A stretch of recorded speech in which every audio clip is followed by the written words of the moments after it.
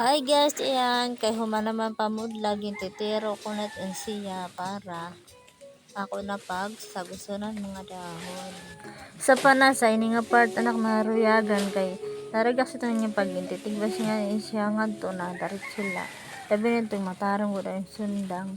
Dari kadat pwede kang magdarangan to sin sundang nga mga araw kay inay. Dari ko talaga to siya madulot.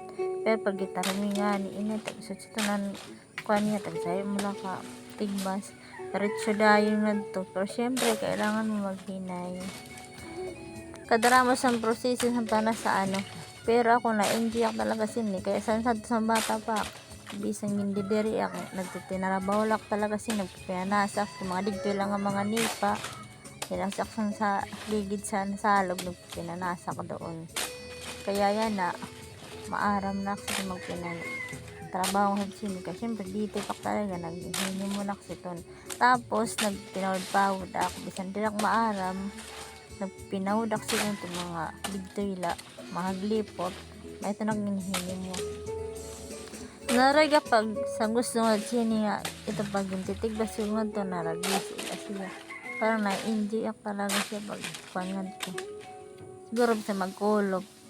Pero ayan, pati malasin pag sa gusto mo, maghimo ka pala simbutangan sa nimo. Nipa nga pagtatapiran. Tapos yan na ay gihigot. Nipa tas na gihigot. Shoutout nga sa nakabugto si Junior. Siya sana na ako yung papabuhat sana ako sa pagdag ko nga buto ka na ako inihimo. Kaya ako nalang siya magbubuhat nga.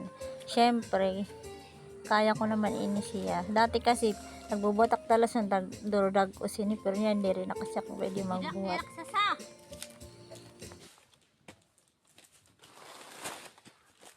Ang aking sasa.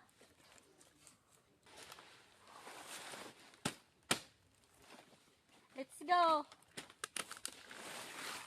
Oh.